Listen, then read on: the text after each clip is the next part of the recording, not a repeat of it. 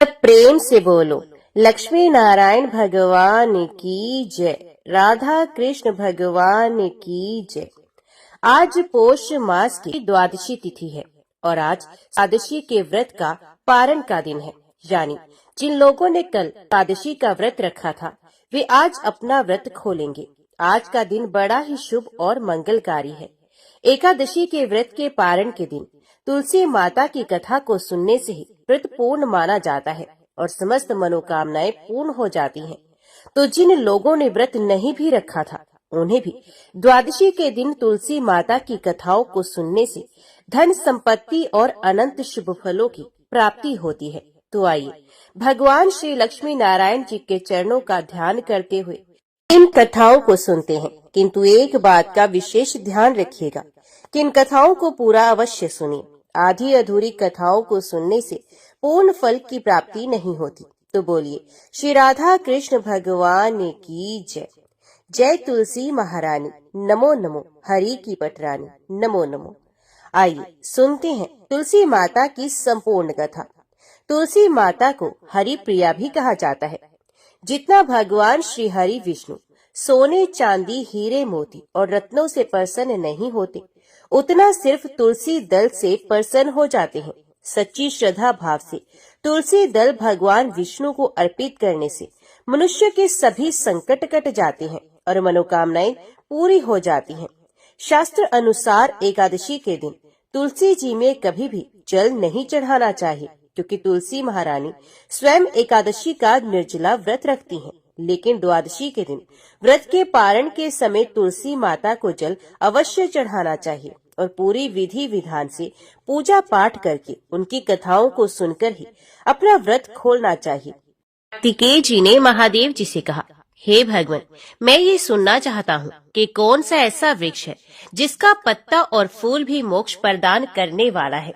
महादेव जी बोले, बेटा, सब प्रकार के पत्तों और पुष्पों की अपेक्षा तुलसी ही श्रेष्ठ मानी गई है। वे परम मंगल में समस्त कामनाओं को पूर्ण करने वाली, शुद्ध, श्री विष्णु को अत्यंत प्रिय तथा वैष्णवी नाम धारण करने वाली है। वे संपूर्ण लोकों में श्रेष्ठ, शुभ तथा भोग और मोक्ष प्रदान करती है। भगवान श्री विष्णु ने पूर्व काल में संपूर्ण लोकों का हित करने के लिए तुलसी का वृक्ष रोपा था। तुलसी के पत्ते और पुष्प सब धर्मों में प्रतिष्ठित हैं। जैसे भगवान श्री विष्णु को लक्ष्मी और मैं दोनों प्रिय हैं, उसी प्रकार ये तुलसी देवी भी परम प्रिय है। हम तीन के सिवा कोई चौथा ऐसा नहीं जान पड़ता जो भगवान को इतना प्रिय हो। तुलसी दल के बिना दूसरे फूलों, पत्तों तथा चंदन आदि के लेपों से भगवान श्री विष्णु को उतना संतोष नहीं होता। जिसने तुलसी दल के द्वारा पूर्ण श्रद्धा के साथ प्रतिदिन भगवान श्री विष्णु का पूजन किया है, उसने दान, होम, यज्ञ और व्रत आदि सब पूर्ण कर लिए। तुलसी दल से भगवान की पूजा कर लेने पर कांति, सुख, भोग सामग्री, यश, लक्ष्मी, श्रेष्ठ कुल, शील, पत्नी, पुत्र, कन्या, धन, राज्य, आरोग्य, ज्ञान, विज्ञान, वेद, वेदांत, शास्त्र, पुराण, तंत्र और संहिता सब कुछ मैं कर्त लगत समझता हूँ। जैसे पुण्य सलिला गंगा मुक्ति प्रदान करने वाली है, उसी प्रकार ये तुलसी भी कल्याण करने वाली है। हे सकन, यदि मंजरे युक्त तुलसी पत्रों के द्वारा भगवान श्री विष्णु की पूजा की जाए तो उसके पुण्य फल का वर्णन करना असंभव है। जहाँ तुलसी का वन है वहीं भगवान श्री विष्णु की समीपता है तथा वहीं ब्रह्मा और लक्ष्मी भी संपूर्ण देवताओं के साथ विराजमान रहती हैं। इसलिए अपने निकटवर्ती स्थान में तुलसी देवी को रोपकर उनकी पूजा अवश्य करनी चाहिए। तुलसी के निकट जो स्तोत्र मंत्र आदि का जप किया जाता है ये सब अनंत गुना फल देने वाला होता है। प्रेत, पिशाच, पुष्मान, ब्रह्म राक्षस, भूत और दैत्य आदि सब तुलसी के वृक्ष से दूर भागते हैं। ब्रह्म हत्या आदि पाप तथा पाप और खोटे विचार से उत्पन्न होने वाले रोग ये सब तुलसी वृक्ष के समीप नष्ट हो जाते हैं। जिसने श्री भगवान की पूजा के लिए पृथ्वी पर तुलसी का बगीचा लगा रखा है, उसने उत्तम दक्षिणाओं से युक्त 100 यज्ञों का विधिवत अनुष्ठान पूर्ण कर लिया है। जो श्री भगवान की प्रतिमाओं तथा शालिग्राम शिलाओं पर चढ़े हुए तुलसी दल को प्रसाद के रूप में ग्रहण करता है, वे श्री विष्णु के सायुज्य को प्राप्त होता है। जो श्री हरि की पूजा करके उन्हें निवेदन किए हुए तुलसी दल को अपने मस्तक पर धारण करता है, वे पाप से शुद्ध होकर स्वर्गलोक को प्राप्त होता है। कलयुग में तुलसी का पूजन, कीर्तन, ध्यान, रोपण और धारण करने से वे पाप को जलाती और स्वर्ग एवं मोक्ष प्रदान करती है। जो तुलसी के पूजन आदि का दूसरों को उपदेश देता और स्वयं भी आचरण करता है, वे भगवान श्री लक्ष्मीपति के परम धाम को प्राप्त होता है। जो वस्तु भगवान श्री विष्णु को प्रिय जान पड़ती है, वे मुझे भी अत्यंत प्रिय है। श्राद्ध और यज्ञ आदि कार्यों में तुलसी का एक पत्ता भी महान पुण्य प्रदान करने वाला है। जिसने तुलसी की सेवा की है, उसने गुरु, ब्राह्मण, देवता और तीर्थ सबका भली भांति सेवन कर लिया। इसलिए षडानन, तुम तुलसी का सेवन करो। जो शिखा में तुलसी स्थापित करके प्राणों का परित्याग करता है, वे पाप राशि से मुक्त हो जाता है। राजसूय आदि यज्ञ, भांति भांति के व्रत तथा संयम के द्वारा धीर पुरुष जिस गति को प्राप्त करता है, वही उसे तुलसी की सेवा से मिल जाती है। तुलसी के एक पत्र से श्री हरि की पूजा करके मनुष्य वैष्णव तव को प्राप्त होता है। उसके लिए अन्यान्य शास्त्रों के विस्तार की क्या आवश्यकता है। जिसने तुलसी की शाखा तथा कोमल पत्तियों से भगवान श्री विष्णु की पूजा की है, वे कभी माता का दूध नहीं पीता, अर्थात उसका पुनर्जन्म नहीं होता। कोमल तुलसी दलों के द्वारा प्रतिदिन श्री हरि की पूजा करके मनुष्य अपनी सैकड़ों और हजारों पीढ़ियों को पवित्र कर सकता है। तात, ये मैंने तुमसे तुलसी के प्रधान गुण बताए हैं। संपूर्ण गुणों का वर्णन तो बहुत अधिक समय लगाने पर भी नहीं हो सकता। ये उपाख्यान पुण्य राशि का संचय करने वाला है। जो प्रतिदिन इसका श्रवण करता है, वे पूर्व जन्म के किए हुए पाप तथा जन्म मृत्यु के बंधन से मुक्त हो जाता है। तो बेटा, इस अध्याय के पाठ करने वाले पुरुष को कभी रोग नहीं सताते, अज्ञान उसके निकट नहीं आता, उसकी सदा विजयी होती है। तुलसी का नाम उच्चारण करने पर असुरों का दर्प दलन करने वाले भगवान श्री विष्णु प्रसन्न हो जाते हैं। मनुष्यों के पाप नष्ट हो जाते हैं तथा उसे अक्षय पुण्य की प्राप्ति होती है, जिसके दर्शन मात्र से करोड़ों गोदान का फल होता है। उस तुलसी का पूजन और वंदन लोग क्यों ना करें। कलयुग के संसार में ये मनुष्य धन्य है, जिनके घर में शालिग्राम शिला का पूजन संपन्न करने के लिए प्रतिदिन माता तुलसी का वृक्ष भूतल पर लहलहाता रहता है। जो कलयुग में भगवान श्री केशव की पूजा के लिए पृथ्वी पर तुलसी का वृक्ष लगाते हैं, उन पर यदि यमराज अपने किंकरों सहित रुष्ट हो भी जाएं, तो भी वे उनका क्या कर सकती हैं। हे तुलसी, तुम अमृत से उत्पन्न हो और केशव को सदा ही प्रिय हो। कल्याणी, मैं भगवान की पूजा के लिए तुम्हारे पत्तों को चुनता हूँ। तुम मेरे लिए वरदायिनी बनो। तुम्हारे श्रेयंगों से उत्पन्न होने वाले पत्रों और मंजरियों द्वारा मैं सदा ही जिस प्रकार श्री हरि का पूजन कर सकूं, वैसा कोई उपाय करो। पवित्रांगी तुलसी, तुम कलिमल का नाश करने वाली हो। इस भाव के मंत्रों से जो तुलसी दलों को चुनकर उनसे भगवान वासुदेव का पूजन करता है, उसकी पूजा का करोड़ों गुना फल होता है। हे देवेश्वरी, बड़े बड़े देवता भी तुम्हारे प्रभाव का गायन करते हैं। मुनि, सिद्ध, गंधर्व, पाताल निवासी, साक्षात नागराज, शेष तथा संपूर्ण देवता भी तुम्हारे प्रभाव को नहीं जानते। केवल भगवान श्री विष्णु ही तुम्हारी महिमा को पूर्ण रूप से जानते हैं। जिस समय क्षीर समुद्र के मंथन का उद्योग प्रारंभ हुआ था, उस समय श्री विष्णु के अनंतास से तुम्हारा प्रादुर्भाव हुआ था। पूर्व काल में श्री हरि ने तुम्हें अपने मस्तक पर धारण किया था। देवी, उस समय श्री विष्णु के शरीर का संपर्क पाकर तुम परम पवित्र हो गई थी। तुलसी, मैं तुम्हें प्रणाम करता हूँ। तुम्हारे श्रेयंग से उत्पन्न पत्रों द्वारा जिस प्रकार श्री हरि की पूजा कर सकूं, ऐसी कृपा करो जिससे मैं निर्विघ्नता पूर्वक परम गति को प्राप्त हूँ। साक्षात श्री कृष्ण ने तुम्हें गोमती तट पर लगाया और बढ़ाया था। वृंदावन में विचरते समय उन्होंने संपूर्ण जगत और गोपियों के हित के लिए तुलसी का सेवन किया। जगत प्रिया तुलसी, पूर्व काल में वशिष्ठ जी के कथन अनुसार श्री रामचंद्र जी ने भी राक्षसों का वध करने के उद्देश्य से सरयू के तट पर तुम्हें लगाया था। तुलसी देवी, मैं तुम्हें प्रणाम करता हूँ।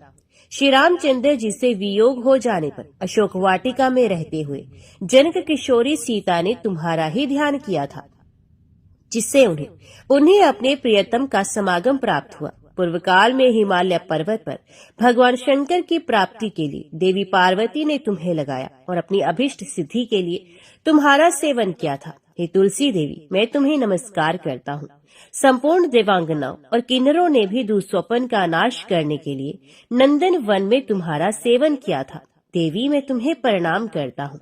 धर्मान्य गया में साक्षात पितरों ने तुलसी का सेवन किया था। दंडकारण्य में भगवान श्री रामचंद्र जी ने अपने हित साधन की इच्छा से परम पवित्र तुलसी का वृक्ष लगाया तथा लक्ष्मण और सीता ने भी बड़ी भक्ति के साथ उसे पोसा था। जिस प्रकार शास्त्रों में गंगा जी को त्रिभुवन व्यापिनी कहा गया है, उसी प्रकार तुलसी देवी भी संपूर्ण चराचर जगत में दृष्टि गोचर होती है। तुलसी का ग्रहण करके मनुष्य पातकों से मुक्त हो जाता है। और तो और मुनीश्वरों, तुलसी के सेवन से ब्रह्महत्या भी दूर हो जाती है।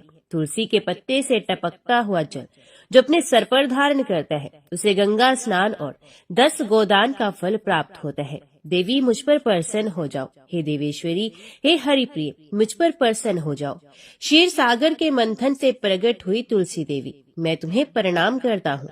द्वादशी की रात्रि में जागरण करके जो इस तुलसी स्तोत्र का पाठ करता है, भगवान श्री विष्णु उसके 32 अपराध क्षमा करते हैं। बाल्यावस्था, कुमार अवस्था, जवानी और बुढ़ापे में जितने पाप किए होते हैं, वे सब तुलसी स्तोत्र के पाठ से नष्ट हो जाते हैं। तुलसी के स्तोत्र से संतुष्ट होकर भगवान सुख और अभय उदय प्रदान करते हैं। जिस घर में तुलसी का स्तोत्र लिखा हुआ विद्यमान रहता है, उसका कभी अशुभ नहीं होता, उसका सब कुछ मंगलमय होता है, किंचित भी अमंगल नहीं होता, उसके लिए सदा सुकाल रहता है। वे घर प्रचुर धन धान्य से भरा रहता है। तुलसी स्तोत्र का पाठ करने वाले मनुष्य के हृदय में भगवान श्री विष्णु के प्रति अविचल भक्ति होती है तथा उसका वैष्णवों से कभी वियोग नहीं होता। इतना ही नहीं, उसकी बुद्धि कभी अधर्म में नहीं प्रवृत्त होती। जो द्वादशी की रात्रि में जागरण करके तुलसी स्तोत्र का पाठ करता है, उसे करोड़ों तीर्थों के सेवन का फल प्राप्त होता है। बहुत पहले कांचीपुरी में चोल नामक एक चक्रवर्ती राजा हो गए हैं। उनके अधीन जितने देश थे, वे भी चोल नाम से विख्यात हुए। राजा चोल जब इस भूमंडल का शासन करते थे, उस समय कोई भी मनुष्य दरिद्र, दुखी, पाप में लगने वाला अथवा रोगी नहीं था। उन्होंने इतने यज्ञ किए थे जिनके कोई गणना नहीं हो सकती। उनके यज्ञों के स्वर्ण में एवं शोभाशाली यूपों से भरे हुए ताम्रपर्णी नदी के दोनों किनारे चैत्रथ वन के समान सुशोभित होते थे। एक समय की बात है, राजा चोल अनंत शयन नामक तीर्थ में गए, जहाँ जगदीश्वर श्री विष्णु योग निद्रा का आश्रय लेकर सो रहे थे। वहाँ लक्ष्मी रमण भगवान श्री विष्णु के दिव्य विग्रह की राजा ने विधि पूर्वक पूजा की। मणि, मोती तथा स्वर्ण के बने हुए सुंदर फूलों से पूजन करके उन्होंने भगवान को साष्टांग प्रणाम किया। प्रणाम करके वे ज्यों ही बैठे, उसी समय उनकी दृष्टि भगवान के पास आते हुए एक ब्राह्मण पर पड़ी, जो उन्हीं की कांची नगरी के निवासी थे। उनका नाम था विष्णुदास। वे भगवान की पूजा के लिए अपने हाथ में तुलसी दल और जल लिए हुए थे। निकट आने पर ब्रह्म ऋषि ने विष्णु सूक्त का पाठ करते हुए देव भगवान को स्नान कराया और तुलसी की मंजरी तथा पत्तों से विधिवत पूजा की। राजा चोल ने जो पहले रत्नों से भगवान की पूजा की थी, वे सब तुलसी पूजा से ढक गए। ये देखकर राजा कुपित होकर बोले, विष्णुदास, मैंने मणियों तथा स्वर्ण से भगवान की पूजा की थी, वे कितनी शोभा पा रही थी, किंतु तुमने तुलसी दल चढ़ाकर सब ढक दिया। बताओ ऐसा क्यों किया? मुझे तो ऐसा जान पड़ता है तुम बड़े मूर्ख हो, भगवान विष्णु की भक्ति को बिल्कुल नहीं जानते। तभी तो तुम अत्यंत सुंदर सजी सजाई पूजा को पत्तों से ढके जा रहे हो। तुम्हारे इस बर्ताव पर मुझे बड़ा आश्चर्य हो रहा है। तो विष्णुदास बोले, राजन, आपको भक्ति का कुछ भी पता नहीं, केवल राजलक्ष्मी के कारण आप घमंड कर रहे हैं। बताइए तो, आज से पहले आपने कितने वैष्णव व्रतों का पालन किया है? तो राजा ने कहा, ब्राह्मण, यदि तुम विष्णु भक्ति से अत्यंत गर्व में आकर ऐसी बात करते हो तो बताओ, तुम्हें कितनी भक्ति है? तुम तो दरिद्र हो, निर्धन हो, तुमने श्री विष्णु को संतुष्ट करने वाले यज्ञ और दान आदि कभी नहीं किए। तथा पहले कहीं कोई देवालय भी नहीं बनवाया। ऐसी दशा में भी तुम्हें अपनी भक्ति का इतना घमंड है। अच्छा, तो आज यहाँ जितने भी श्रेष्ठ ब्राह्मण उपस्थित हैं, वे सभी कान खोलकर मेरी बात सुन लें। देखना है मैं पहले भगवान श्री विष्णु का दर्शन पाता हूँ या ये। इससे लोगों को स्वयं ही ज्ञात हो जाएगा कि हम दोनों में से किसमें कितनी भक्ति है। ये कहकर राजा चोल अपने राजभवन को चले गए और उन्होंने महर्षि मुद्गल को आचार्य बनाकर वैष्णव यज्ञ का अनुष्ठान आरंभ किया, जिसमें बहुत से ऋषियों का समुदाय एकत्रित हुआ। बहुत सा धन खर्च किया गया और प्रचुर दक्षिणा भी बांटी गई। जैसे पूर्व काल में गया क्षेत्र के भीतर ब्रह्मा जी ने समृद्धिशाली यज्ञ का अनुष्ठान किया था, उसी प्रकार राजा चोल ने भी महान यज्ञ आरंभ किया। उधर विष्णुदास भी वहीं भगवान के मंदिर में ठहर गए और श्री विष्णु को संतुष्ट करने वाले शास्त्रोक्त नियमों का भलीभांति पालन करते हुए सदा ही व्रत का अनुष्ठान करने लगे। तुलसी के बगीचे का भलीभांति पालन करते, एकादशी का व्रत, द्वादश अक्षर मंत्र का जप तथा गीत नृत्य आदि मांगलिक उत्सवों के साथ षोडशोपचार द्वारा प्रतिदिन श्री विष्णु की पूजा, यही उनकी जीवनचर्या थी। वे इन्हीं व्रतों का पालन करते थे। चलते, खाते और सोते समय भी उन्हें निरंतर श्री विष्णु का स्मरण बना रहता था। वे समदर्शी थे और संपूर्ण प्राणियों में भगवान श्री विष्णु को स्थित देखते थे। उन्होंने भगवान श्री विष्णु के संतोष के लिए उद्यापन विधि सहित विशेष नियमों का भी सर्वदा पालन किया। इस प्रकार राजा चोल और विष्णुदास दोनों ही भगवान श्री विष्णु की आराधना करने लगे। दोनों ही अपने अपने व्रत में स्थित रहते थे। दोनों की ही इंद्रियां और दोनों के ही कर्म भगवान में ही केंद्रित थे। एक दिन की बात है, विष्णुदास ने नित्य क्रम करने के पश्चात भोजन तैयार किया, किंतु उसे किसी ने चुरा लिया। चुराने वाले पर किसी की दृष्टि नहीं पड़ी। विष्णुदास ने देखा भोजन गायब है, फिर भी उन्होंने दोबारा भोजन नहीं बनाया, क्योंकि ऐसा करने पर सायंकाल की पूजा के लिए अवकाश नहीं मिलता, अतः प्रतिदिन के नियम का भंग हो जाने का भी भय था। दूसरे दिन उसी समय पर भोजन बनाकर वे ज्यों ही भगवान विष्णु को भोग लगाने के लिए गए, त्यों ही कोई आकर फिर सारा भोजन हड़प ले गया। इस प्रकार लगातार 7 दिनों तक कोई आकर उनके भोजन का अपहरण करता रहा। इससे विष्णुदास को बड़ा विस्मय हुआ। वे मन ही मन इस प्रकार विचार करने लगे, अहो, ये कौन प्रतिदिन आकर मेरी रसोई चुरा ले जाता है। मैं क्षेत्र संन्यास ले चुका हूँ, अतः अब किसी तरह स्थान का परित्याग नहीं कर सकता। यदि दोबारा बनाकर भोजन करूं, तो सायंकाल की ये पूजा कैसे छोड़ दूं? कोई सा भी पाक बनाकर मैं तुरंत भोजन तो करूंगा ही नहीं, क्योंकि जब तक सारी सामग्री भगवान श्री विष्णु को निवेदन ना कर लूं, तब तक मैं भोजन नहीं करता। प्रतिदिन उपवास करने से मैं इस व्रत की समाप्ति तक जीवित कैसे रह सकता हूँ? अच्छा, आज मैं रसोई की भलीभांति रक्षा करूंगा। यूं सोचकर भोजन बनाने के पश्चात वे वहीं कहीं छिपकर खड़े हो गए। इतने में ही एक चांडाल दिखाई दिया, जो रसोई का अन्न हड़प ले जाने को तैयार खड़ा था। भूख के मारे उसका सारा शरीर दुर्बल हो रहा था। मुख पर दीनता छा रही थी। शरीर में हाड़ और चम के सिवा कुछ भी बाकी नहीं रहा था। उसे देखकर श्रेष्ठ ब्राह्मण विष्णुदास करिदे करुणा से व्यथित हो गया। उन्होंने भोजन लेकर जाते हुए चांडाल पर दृष्टि डाली और कहा, भैया जरा ठहरो ठहरो, क्यों रूखा सूखा खाते हो? ये घी तो ले लो। इस तरह बोलते हुए विप्रवर विष्णुदास को आते देख चांडाल बड़े वेग से भागा और भय से मूर्छित होकर गिर पड़ा। चांडाल को भयभीत और मूर्छित देख द्विश्रेष्ठ विष्णुदास वेग से चलकर उसके पास पहुँचे और करुणावश अपने वस्त्र के किनारे से उसको हवा करने लगे। तदंतर जब वे उठकर खड़ा हुआ तो विष्णुदास ने देखा वे चांडाल नहीं, साक्षात भगवान नारायण ही शंख चक्र और गदा धारण किए सामने विराजमान है। कट में पीताम्बर, 4 भुजाएं, हृदय में श्रीवत्स का चिन्ह तथा मस्तक पर किरीट शोभा पा रहे हैं। अर्ची के फूल की भांति श्याम सुंदर शरीर और कौस्तुभ मणि से जगमगाते हुए वक्ष स्थल की अपूर्व शोभा हो रही है। अपने प्रभु को प्रत्यक्ष देखकर द्विज श्रेष्ठ विष्णुदास सात्विक भावों के वशीभूत हो गए। वे स्तुति और नमस्कार करने में भी समर्थ ना हो सके। उस समय वहां इंद्र आदि देवता भी आ पहुंचे। गंधर्व और अप्सराएं गाने और नाचने लगे। वे स्थान सैकड़ों विमानों से भर गया और देवऋषियों के समुदाय से सुशोभित होने लगा।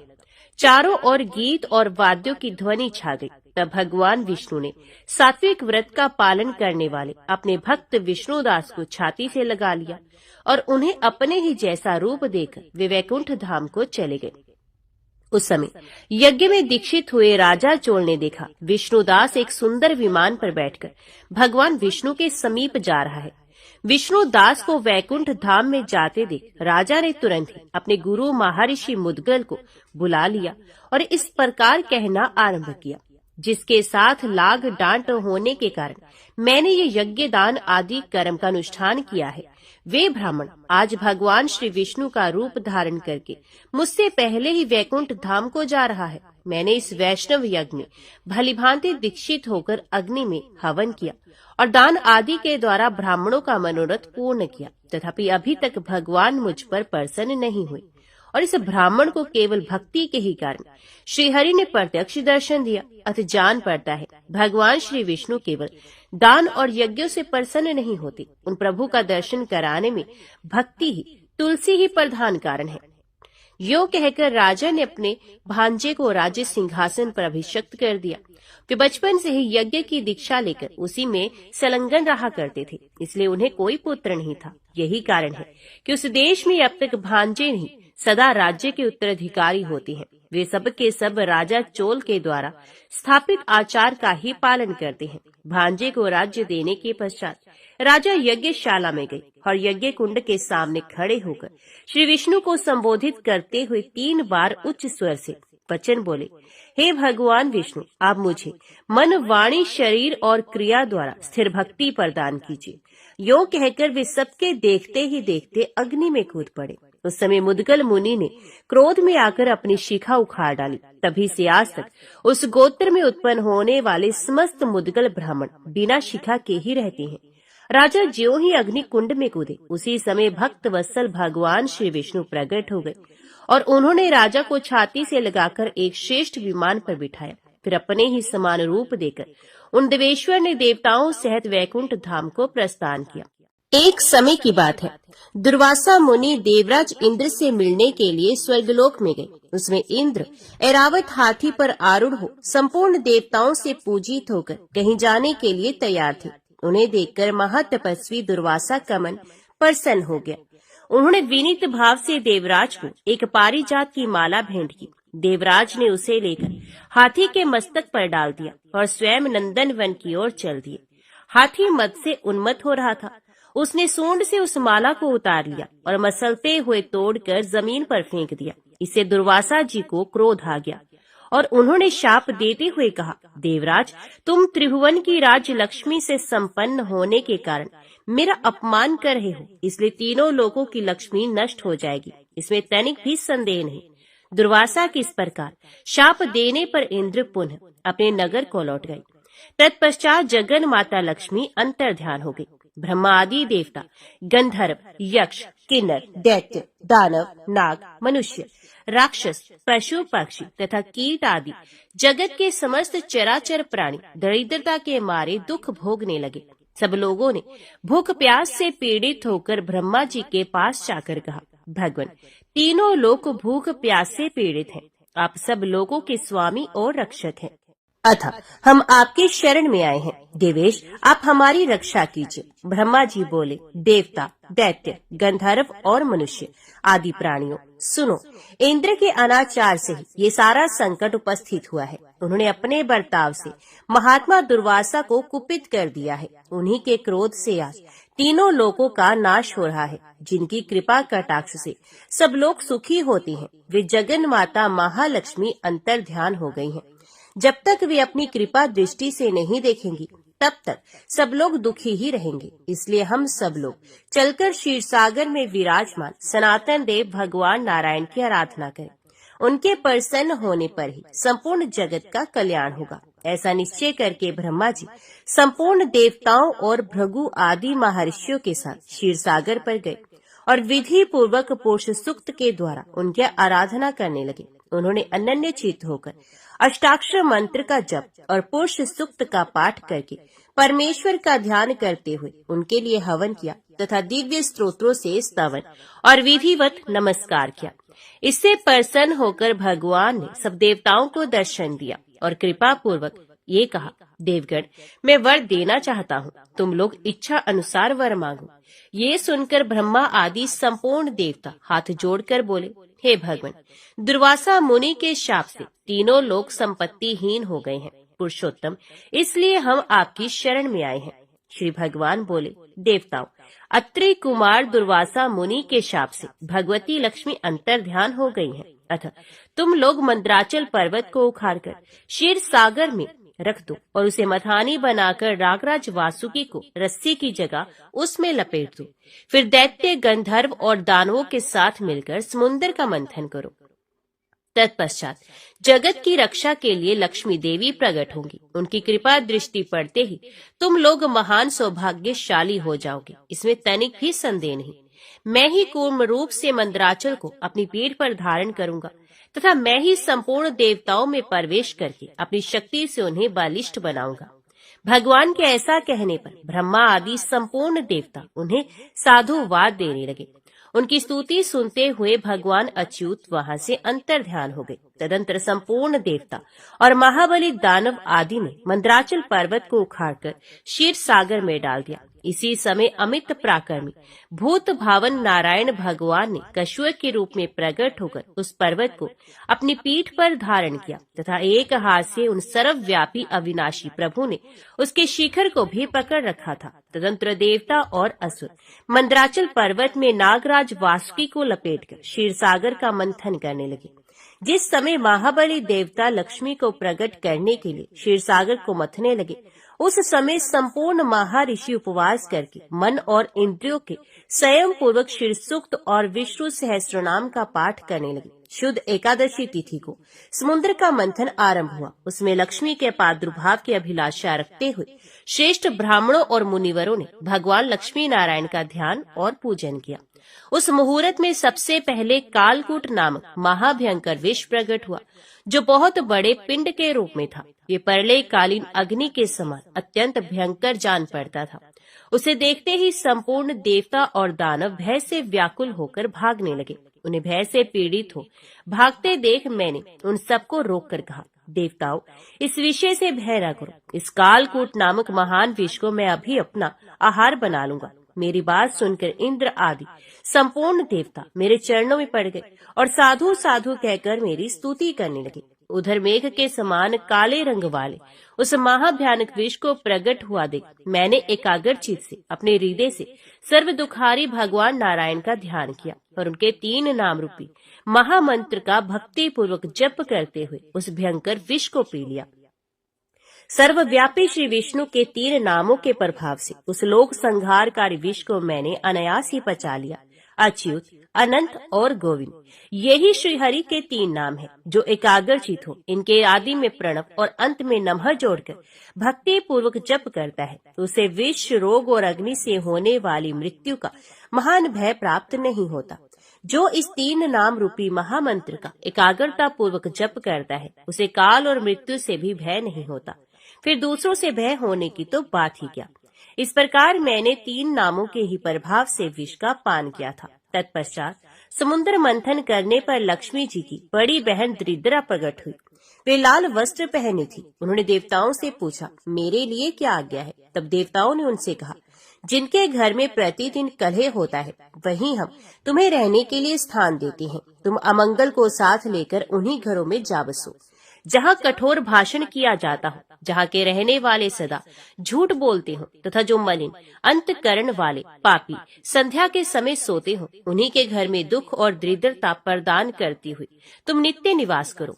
महादेवी, जो खोटी बुद्धि वाला मनुष्य पैर धोए बिना ही आचमन करता है, उस पाप परायण मानव की तुम ही सेवा करो। कलहे प्रिया दरिद्रा देवी को इस प्रकार आदेश देकर संपूर्ण देवताओं ने एकाग्रचित हो उन्हें क्षीर सागर का मंथन आरंभ किया। तब सुंदर नेत्रों वाली वारुणी देवी प्रकट हुई, जिसे नागराज अनंत ने ग्रहण किया। तदंतर समस्त शुभ लक्षणों से सुशोभित और सब प्रकार के आभूषणों से विभूषित एक स्त्री प्रकट हुई, जिसे गरुड़ ने अपनी पत्नी बनाया। इसके बाद दिव्य अप्सराएं और महातेजस्वी गंधर्व उत्पन्न हुए, जो अत्यंत रूपवान और सूर्य, चंद्रमा तथा अग्नि के समान तेजस्वी थी।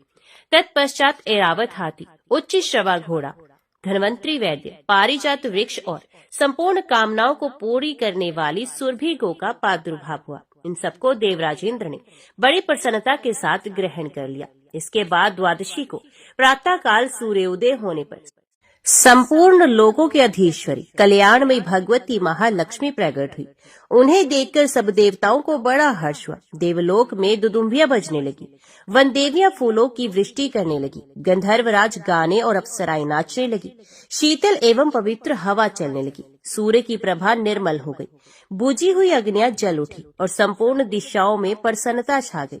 तदंतर क्षीरसागर से शीतल एवं अमृतमय किरणों से युक्त चंद्रमा प्रकट हुए, जो माता लक्ष्मी के भाई और सबको सुख देने वाली हैं। ये नक्षत्रों के स्वामी और संपूर्ण जगत के मामा है।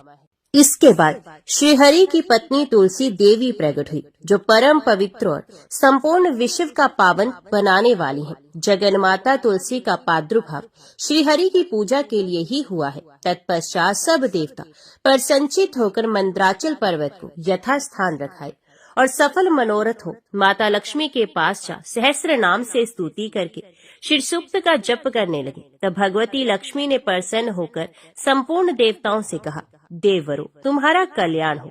मैं तुम्हें वर देना चाहती हूँ, मुझसे मनोवांछित वर मांगो। देवता बोले, संपूर्ण लोकों के स्वामी भगवान श्री विष्णु की प्रियतमा लक्ष्मी देवी, आप हम लोगों पर प्रसन्न हो और श्री विष्णु के वक्ष स्थल में सदा निवास करें, कभी भगवान से अलग ना हो तथा तीनों लोगों का भी कभी परित्याग न करें। देवी, यही हमारे लिए श्रेष्ठ वर है।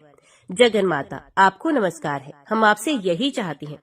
देवताओं के ऐसा कहने पर श्री नारायण की प्रियतमा लोक माता माहेश्वरी लक्ष्मी ने एवं वस्तु कहकर उनकी प्रार्थना स्वीकार की। तदंतर क्षीर सागर पर भगवान नारायण और ब्रह्मा जी भी प्रकट हुए। देवताओं ने जनार्दन को नमस्कार करके उनका स्तवन किया और प्रसन्न वंदन हो हाथ जोड़कर कहा, सर्वेश्वर, आप अपनी प्रियतमा और महारानी लक्ष्मी देवी को, जो कभी आपसे अलग होने वाली नहीं है, जगत की रक्षा के लिए ग्रहण कीजिए। ऐसा कहकर ब्रह्मा आदि देवता और मुनियों ने नाना प्रकार के रत्नों से बने हुए बाल सूर्य के समान तेजस्वी दिव्य पीठ पर भगवान विष्णु और भगवती लक्ष्मी को बिठाया तथा नेत्रों से आनंद के आंसू बहाते हुए उन्होंने दिव्य वस्त्र, दिव्य माला, रत्न में आभूषण एवं अप्राकृतिक दिव्य फलों से उन दोनों का पूजन किया। क्षीरसागर से जो कोमल दलों वाली तुलसी देवी प्रकट हुई थी, उनके द्वारा उन्होंने लक्ष्मी जी के युगल चरणों का आचरण किया। फिर 3 बार प्रदक्षिणा की और बारंबार नमस्कार करके दिव्य स्तोत्रों से स्तुति की। इससे सर्वदेश्वर भगवान श्री हरि ने लक्ष्मी सहित प्रसन्न होकर देवताओं को मनोवांछित वरदान दिया। तब से देवता और मनुष्य आदि प्राणी बहुत प्रसन्न रहने लगे। उनके यहाँ धन धान्य की प्रचुर वृद्धि हुई और वे निरोग होकर अत्यंत सुख का अनुभव करने लगे। इसके बाद लक्ष्मी सहित भगवान श्री विष्णु ने प्रसन्न होकर संपूर्ण लोकों के हित के लिए समस्त महामुनियों और देवताओं से कहा, मुनियों और महाबली देवताओं, तुम सब लोग सुनो। एकादशी तिथि परम पुण्यमयी है, वे सब उपद्रवों को शांत करने वाली है। तुम लोगों ने लक्ष्मी का दर्शन पाने के लिए इस तिथि को उपवास किया है, इसलिए ये द्वादशी तिथि मुझे सदा प्रिय होगी। आज से जो लोग एकादशी को उपवास करके द्वादशी को प्रातः काल सूर्य उदय होने पर बड़ी श्रद्धा के साथ लक्ष्मी और तुलसी के साथ मेरा पूजन करेंगे, वे सब बंधनों से मुक्त होकर मेरे परम पद को प्राप्त होंगे। ऐसा कहकर सनातन परमात्मा भगवान श्री विष्णु मुनियों के द्वारा अपनी स्तुति सुनते हुए लक्ष्मी जी के निवास स्थान क्षीर सागर में चले गए। वहाँ सूर्य के समान तेजो में विमान पर शेषनाग की शैया के ऊपर विशाल लोचना भगवती रमा के साथ वे रहने लगे। वे देवताओं का दर्शन देने के लिए सदा ही वहाँ निवास करते हैं। तदंतर सब देवता कश्यप रूपधारी सनातन भगवान का भक्ति पूर्वक पूजन करके प्रसन्नचित्त हो उनकी स्तुति करने लगे। इससे उन्हें बड़ी प्रसन्नता हुई और वे बोले, देवताओं, तुम्हारे मन में जो भी इच्छा हो वैसा वर मांगो। देवता बोले, महाबली देवेश्वर, आप शेष नाग और दिग्गजों की सहायता के लिए 7 दीपों वाली इस पृथ्वी को अपनी पीठ पर ही धारण कीजिए। देवताओं की प्रार्थना सुनकर विश्व भावन भगवान ने बड़ी प्रसन्नता के साथ कहा, एवं वस्तु ऐसा ही हो। तब से उन्होंने 7 दीपों सहित पृथ्वी को अपनी पीठ पर धारण किया। तदंतर महर्षियों सहित देवता, गंधर्व, दैत्य, दानव तथा मानव भगवान की आज्ञा ले अपने अपने लोक को चले गए। तब से ब्रह्मा आदि देवता, सिद्ध, मनुष्य, योगी तथा मुनि श्रेष्ठ भगवान की आज्ञा मानकर बड़ी भक्ति के साथ एकादशी तिथि को उपवास और द्वादशी तिथि को भगवान का पूजन करने लगे।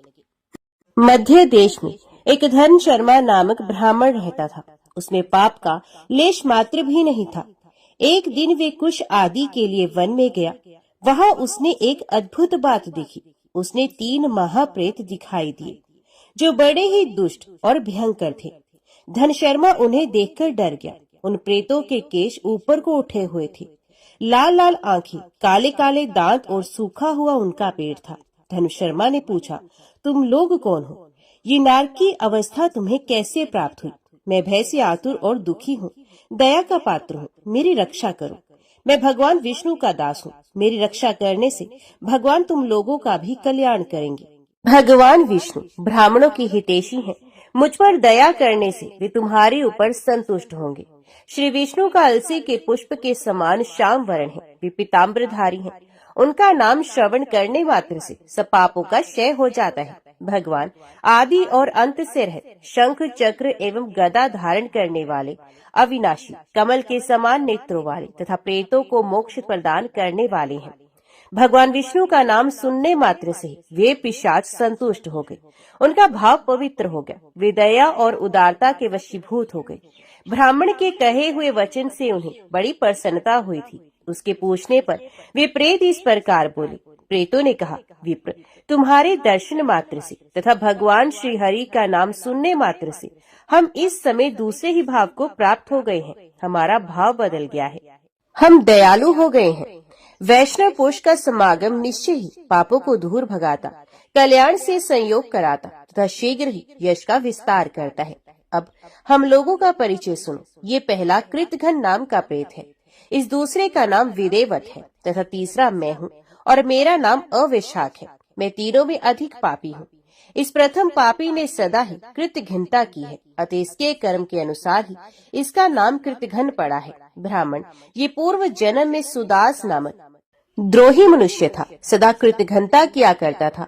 उसी पाप से ये इस अवस्था को पहुंचा है। अत्यंत पापी, धूर्त तथा गुरु और स्वामी का अहित करने वाले मनुष्य के लिए भी पापों से छूटने का उपाय है, परंतु कृतघ्न के लिए कोई प्रायश्चित नहीं है।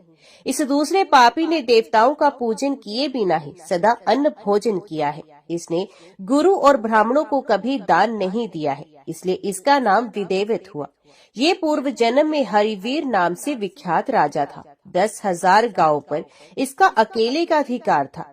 ये रोष, अहंकार तथा नास्तिकता के कारण गुरुजनों की आज्ञा का उल्लंघन करने में तत्पर रहता था। प्रतिदिन 5 महायज्ञों का अनुष्ठान किए बिना ही खाता और ब्राह्मणों की निंदा किया करता था। उसी पाप कर्म के कारण ये बड़े बड़े नरकों का कष्ट भोगकर इस समय विदेवत नाम का प्रेत हुआ है। अविशाख नामक तीसरा प्रेत मैं हूँ। मैं पूर्व जन्म में ब्राह्मण था। मध्य देश में मेरा जन्म हुआ था। मेरा नाम भी गौतम था और गोत्र भी। मैं वासपुर गांव में निवास करता था। मैंने भगवान माधव की प्रसन्नता के उद्देश्य से कभी स्नान नहीं किया, दान और हवन भी नहीं किया। मैंने कभी स्नान, दान, शुभ कर्म, पूजा तथा पुण्य के द्वारा भगवान माधव को प्रसन्न नहीं किया है। इससे मेरा सारा वैदिक कर्म निष्फल हो गया है। मैं अविशाख नामक प्रेत होकर सब और विचरता हूँ। हम तीनों के प्रेत योनि में पड़ने का जो कारण है वे सब मैंने आपको बता दिया है। अब तुम हम लोगों का पापों से उद्धार करो, क्योंकि तुम विप्र हो। ब्राह्मण पुण्यात्मा साधु पुरुष तीर्थों से भी बढ़कर हैं। वे शरण में आए हुए महान पापियों को भी नरक से तार देती हैं।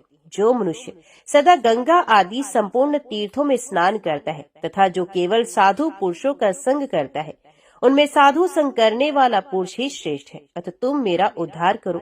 अथवा मेरा एक पुत्र है जो धन शर्मा नाम से विख्यात है। स्वामी, तुम उसी के पास जाकर ये सब बातें समझाओ। हमारे लिए इतना परिश्रम करो। जो दूसरों का कार्य उपस्थित होने पर उसके लिए उद्योग करता है, उसे उसका पूरा फल मिलता है। वे यज्ञ, दान और शुभ कर्मों से भी अधिक फल का भागी होता है। उस प्रेत का वचन सुनकर धन शर्मा को बड़ा दुख हुआ। उसने ये जान लिया कि ये मेरे पिता है जो नरक में पड़े हुए हैं। तब वे सर्वथा अपनी निंदा करते हुए बोला, स्वामी, मैं ही गौतम का आपका पुत्र धर्म शर्मा हूँ। मैं आपके किसी काम न आया, मेरा जन्म निरर्थक है। जो पुत्र आलस्य छोड़कर अपने पिता का उद्धार नहीं करता, वे अपने को पवित्र नहीं कर पाता। जो इस लोक और परलोक में भी सुख का संतान विस्तार कर सके, वही संतान या तन्य माना गया है। इस लोक में धर्म की दृष्टि से पुरुष के दो ही गुरु हैं, पिता और माता। इनमें भी पिता ही श्रेष्ठ है, क्योंकि सर्वत्र बीज की ही प्रधानता देखी जाती है। पिताजी, क्या करूं, कहाँ जाऊं, कैसे आपकी गति होगी? मैं धर्म का तत्व नहीं जानता, केवल आपकी आज्ञा का पालन करूंगा।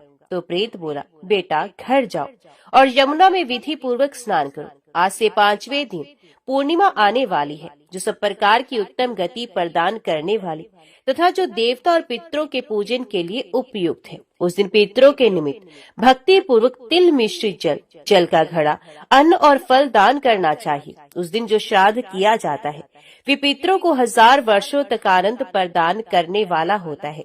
जो पूर्णिमा को विधि पूर्वक स्नान करके 10 ब्राह्मणों को खीर भोजन कराता है, वे सब पापों से मुक्त हो जाता है। जो धर्मराज की प्रसन्नता के लिए जल से भरे हुए 7 घड़े दान करता है, वे अपनी 7 पीढ़ियों को तार देता है। बेटा, त्रयोदशी, चतुर्दशी तथा पूर्णिमा को भक्ति परायण होकर स्नान, जप, दान, होम और श्री माधव का पूजन करो और उससे जो फल हो वे हम लोगों को समर्पित कर दो। ये दोनों प्रेत भी मेरे परिचित हो गए हैं, अतः इनको इसी अवस्था में छोड़कर मैं स्वर्ग नहीं जा सकता। इन दोनों के पाप का भी अंत आ गया है। बहुत अच्छा कहकर वे श्रेष्ठ ब्राह्मण अपने घर गया और वहां जाकर उसने सब कुछ उसी तरह किया। वे प्रसन्नता पूर्वक परम भक्ति के साथ स्नान दान करने लगा। पूर्णिमा आने पर उसने आनंद पूर्वक भक्ति से स्नान किया और बहुत से दान करके उन सबको पृथक पृथक पुण्य प्रदान किया। उस पवित्र दान के संयोग से वे सब आनंद मगन हो विमान पर बैठकर तत्क्षण ही स्वर्ग को चले गए। ब्राह्मणों में श्रेष्ठ धन शर्मा भी श्रुति, स्मृति और पुराणों का ज्ञाता था। वे चिरकाल तक उत्तम भोग भोग कर अंत में ब्रह्मलोक को प्राप्त हुआ।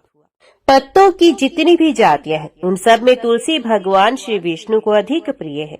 पुष्कर आदि जितने तीर्थ हैं, गंगा आदि जितनी नदियां हैं तथा वासुदेव आदि जो देवता हैं, वे सभी तुलसी दल में निवास करते हैं। अतः तुलसी सर्वदा और सब समय भगवान श्री विष्णु को प्रिय है। कमल और मालती का फूल छोड़कर तुलसी का पत्ता ग्रहण करे और उसके द्वारा भक्ति पूर्वक माधव की पूजा करे। उसके पुण्य फल का पूरा वर्णन करने में शेष भी समर्थ नहीं है। जो बिना स्नान किए ही देव कार्य या पितृ कार्य के लिए तुलसी का पत्ता तोड़ता है, उसका सारा कर्म निष्फल हो जाता है तथा वे पंचगव्य पान करने से शुद्ध होता है। जैसे हरे बहुत तेरे रोगों को तत्काल हर लेती है, उसी प्रकार तुलसी दरिद्रता और दुख भोग आदि से संबंध रखने वाले अधिक से अधिक पापों को भी शीघ्र ही दूर कर देती है। तुलसी काले रंग के पत्तों वाली हो या हरे रंग की, उसके द्वारा श्री मधुसूदन की पूजा करने से प्रत्येक मनुष्य भगवान का भक्त नर से नारायण हो जाता है। जो तीनों संध्याओं के समय तुलसी दल से मधुहंता श्री हरि का पूजन करता है, उसका पुण्य संसार में जन्म नहीं होता। फूल और पत्तों के ना मिलने पर अन्न आदि के द्वारा धान, गेहूं, चावल अथवा जौ के द्वारा भी सदा श्री हरि का पूजन करे। तत्पश्चात सर्वदेव में भगवान श्री विष्णु की प्रदक्षिणा करे। इसके बाद देवताओं, मनुष्यों, पितरों तथा चराचर जगत का तर्पण करना चाहिए। पीपल को जल देने से दरिद्रता, कालकर्णी, एक तरह का रोग, दुस्वपन, दुश्चिंता तथा संपूर्ण दुख नष्ट हो जाते हैं। जो बुद्धिमान पीपल के पेड़ की पूजा करता है, उसे अपने पितरों को तृप्त कर दिया, भगवान विष्णु की आराधना कर ली तथा संपूर्ण ग्रहों का भी पूजन कर लिया। अष्टांग योग का साधन स्नान करके पीपल के वृक्ष का सिंचन तथा श्री गोविंद का पूजन करने से मनुष्य कभी दुर्गति को प्राप्त नहीं होता। जो सब कुछ करने में असमर्थ हो, वे स्त्री या पुरुष यदि पूर्वोक्त नियमों से युक्त होकर त्रयोदशी, चतुर्दशी और पूर्णिमा तीनों दिन भक्ति से विधि पूर्वक प्रातः स्नान कर तो सब पातकों से मुक्त होकर अक्षय स्वर्ग का उपभोग करता है। भगवान विष्णु की प्रसन्नता के लिए ब्राह्मणों को भोजन कराता है तथा 3 रात तक प्रातः काल एक बार भी स्नान करके संयम और शौच का पालन करते हुए श्वेत या काले तिलों का मधु में मिलाकर 12 ब्राह्मणों को दान देता है और उन्हीं के द्वारा स्वसित वाचन कराता है तथा मुझ पर धर्मराज प्रसन्न हो इस उद्देश्य से देवताओं और पितरों का तर्पण करता है। उसके जीवन भर के किए हुए पाप तत्काल नष्ट हो जाती हैं। जो पूर्णिमा को मटका जल के घड़े पकवान तथा स्वर्ण में दक्षिणादान करता है उसे अश्वमेध यज्ञ का फल मिलता है। ओम नमो भगवते वासुदेवाय नमः। जय श्री राधे कृष्णा। आज के वीडियो में इतना ही। उम्मीद करती हूँ वीडियो आपको पसंद आई होगी। वीडियो पसंद आई हो तो वीडियो को लाइक और चैनल को सब्सक्राइब जरूर कीजिएगा। जय श्री हरि लिखकर कमेंट बॉक्स में अपनी हाजिरी और अपने सुझाव देना ना भूलेगा। तो मिलते हैं अगली कथा अगली वीडियो के साथ।